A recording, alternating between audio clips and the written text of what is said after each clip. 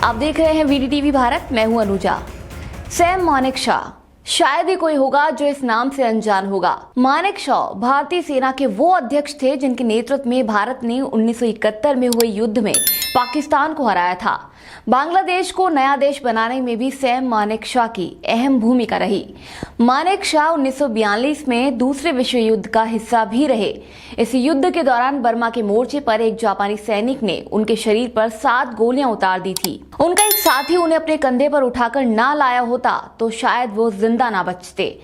ऐसा इंसान अगर अपने अंतिम दिनों में किसी रणछोड़दास पागी को याद करता है तो जानना जरूरी हो जाता है कि आखिर ये इंसान कौन था। आखिर क्यों अंतिम दिनों में ये नाम सैम मानेकशॉ की जुबान पर था।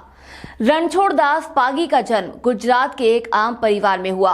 बनासकांठा में मौजूद उनका गांव पाकिस्तान की सीमा से लगा हुआ था। रणछोड़दास के परिवार के लोग भेड़ बकरी और ऊंट पालकर अपना गुजारा करते थे। उनका बचपन और जवानी इसी तरह गुजरी। वो 58 साल के रहे होंगे जब उनकी जिंदगी एकदम से बदल गई। दरअसल यही वो उम्र थी जब उन्हें अपने खास हुनर के कारण बनासकांठा के पुलिस अधीक्षक वनराज सिंह झाला द्वारा पुलिस गाइड नियुक्त किया गया। कहते हैं कि रणछोड़दास के पास एक खास हुनर था जिसके जरिए वो ऊंट के पैरों के निशान देखकर ही बता देते थे कि उस पर कितने आदमी सवार थे। इंसानों के पैरों के निशान देखकर वो उनके वजन, उम्र और वे कितनी दूर चले गए होंगे इसका अंदाजा तक लगा लेते थे। खास बात यह कि उनके अनुमान एकदम सटीक होते थे।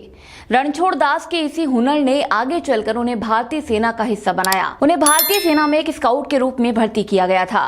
1965 के भारत पाकिस्तान युद्ध से ठीक पहले पाकिस्तानी सेना ने कच्छ क्षेत्र के कई गांवों पर कब्जा कर लिया। ऐसे में रणछोड़दास को भारतीय सेना ने जिम्मेदारी दी थी कि वो दुश्मन का पता लगाए ताकि उसे खदेड़ा जा सके। सेना ने पागी को जो भी जिम्मेदारी दी उसे उन्होंने बखूबी निभाया। जंगल के अंधेरे में छिपे करीब 1200 पाक सैनिकों का पता लगाकर पागी उन पर भारी पड़े थे। रेगिस्तानी रास्तों पर अपनी पकड़ के कारण उन्होंने सेना को निर्धारित वक्त से 12 घंटे पहले गंतव्य तक पहुंचा दिया था। इस मिशन के लिए मानेकशॉ ने उन्हें खुद चुना था। सैम मानेकशॉ ने ही रणछोड़दास के लिए सेना में पागी नाम का विशेष पद बनाया था। पागी मतलब ऐसा गाइड जो कि पैरों के निशान पढ़ लेता हो, जो रेगिस्तान में भी रास्ता दिखाने का हुनर रखता हो। 1965 के युद्ध के बाद पागी ने 1971 के युद्ध में भी अहम भूमिका निभाई थी। इस युद्ध में पागी को सेना के मार्गदर्शन के साथ साथ मोर्चे पर गोला बारूद लाने की जिम्मेदारी दी गई थी। ये रणछोड़दास का काम ही था कि अपने अंतिम दिनों में सैम मानेकशॉ की जुबान पर उन्हीं का ही नाम था। 2008 में जब सैम मानेकशॉ को तमिलनाडु के वेलिंगटन अस्पताल में भर्ती करवाया गया था तब अक्सर उनकी जुबान पर पागी का नाम रहता था। डॉक्टर जब भी उनसे पूछते थे कि सर ये पागी कौन है, तब मानेकशॉ ने उनसे जुड़े कई किस्से शेयर किए थे। बकौल मानेकशॉ 1971 में भारत ने युद्ध जीत लिया था। मानेकशॉ ढाका में थे। उन्होंने पागी को एक दिन रात के खाने पर आमंत्रित किया। उन्हें लाने के लिए एक हेलीकॉप्टर भेजा गया था। चॉपर में चढ़ते वक्त पागी का बैग जमीन पर रह गया। जानकारी होने पर पागी ने बैग लेने के लिए चॉपर को वापस घुमाने को कहा। मौके पर पहुंचकर जब अधिकारियों ने बैग को खोलकर देखा तो दंग रह गए। बैग के अंदर 2 रोटियां और प्याज और बेसन की एक थाली थी। ये खाना मानेकशॉ और पागी ने मिलकर खाया था।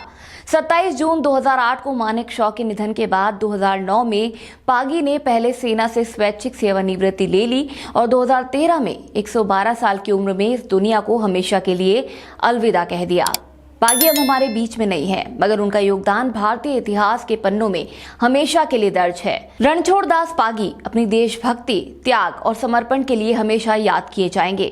भारतीय सीमा सुरक्षा बल यानी कि BSF ने उनके सम्मान में अपने एक बॉर्डर पोस्ट का नाम उनके नाम पर रखा है। उत्तर गुजरात के सुईगांव अंतर्राष्ट्रीय सीमा क्षेत्र पर मौजूद इस बॉर्डर पोस्ट पर रणछोड़दास की एक प्रतिमा भी लगाई जाएगी।